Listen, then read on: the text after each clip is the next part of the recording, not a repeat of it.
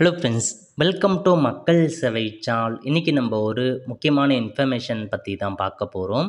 அதாவது building plan approval இருக்க பாருங்கள், அந்த கட்டட அனுமதி பிரிவில் திருத்த விதியை பார்த்தா புதுசாக மேற்கொண்டு இப்போதைக்கு ஒரு அப்டேட்டை வெளியிட்டிருக்காங்க. இப்போ இதை பற்றின மொத்த இன்ஃபர்மேஷன் தான் இந்த வீடியோ பார்க்க போகிறோம்.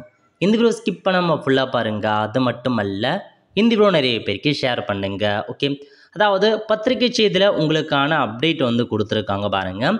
அதாவது தமிழகத்தில் சுயசான்று அடிப்படையில் கட்டட அனுமதி பெறும் நடைமுறையில் விண்ணப்பிக்க தகுதியானவர் விண்ணப்பிக்கும் முறை, கட்டிடத்தை சுற்றி விட வேண்டிய இடம் தொடர்பான விதிகளை திருத்தி அரசிதழில் தமிழக அரசு வெளியிட்டுள்ளது.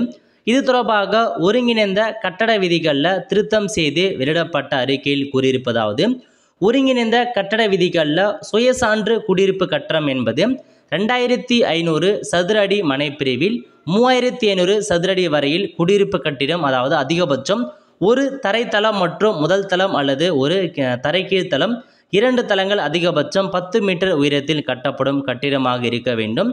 இந்த கட்டிடம் கட்டவோ மறு கட்டுமானம் செய்யவோ அனுமதி பெறுவதற்கு நில உரிமையாளர், நில குத்தகைதாரர் அல்லது பொது அதிகாரம் பெற்றவர் விண்ணப்பிக்க தகுதியானவர்.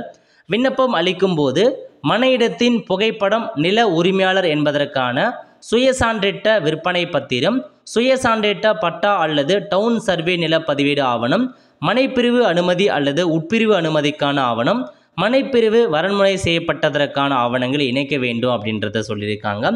இந்த விதிகளை பார்த்தா திருத்திருக்காங்க. ஸோ நீங்கள் பார்த்தீங்க அப்படின்னா இந்த மாதிரி அப்ளை பண்ணுறீங்க அப்படின்னா உங்களுக்கு இந்த டாக்குமெண்ட்ஸ்லாம் தேவை அப்படின்னு சொல்லியிருக்காங்க. உங்களுக்கான புகைப்படம், நில உரிமையாளர் என்பதற்கான சுயசான்றிட்ட விற்பனை பத்திரம் வேணும் அப்படின்றதெல்லாம் கேட்டிருக்காங்க.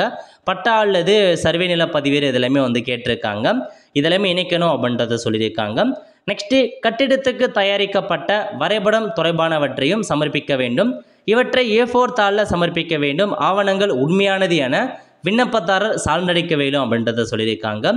இது தவிர சுயசான்று கட்டிடத்துக்கு விண்ணப்பிக்க நிலையில் மனையிடத்தை சுற்றிலும் உள்ள சாலை அளவு, அதிகபட்ச உயரம், தளப்பரப்பு குறியீடு, குறைந்தபட்சமாக சுற்றிலும் விடப்பட்ட வேண்டிய இடத்தின் அளவு ஆகியவற்றையும் நிர்ணயிக்கப்பட்டுள்ளது அப்படின்றத சொல்லியிருக்காங்க. இப்போ நீங்கள் ஒரு பில்டிங் பிளான் அப்ரூவல் வாங்குறீங்க அப்படின்னா அந்த பில்டிங்கை சுற்றி இவ்வளோ அளவுக்கு உங்களுக்கு இடம் இருக்கணும், சாலை அளவு எல்லாமே நீங்கள் தெளிவாக மென்ஷன் பண்ணணும் அப்படின்றத சொல்லியிருக்காங்க.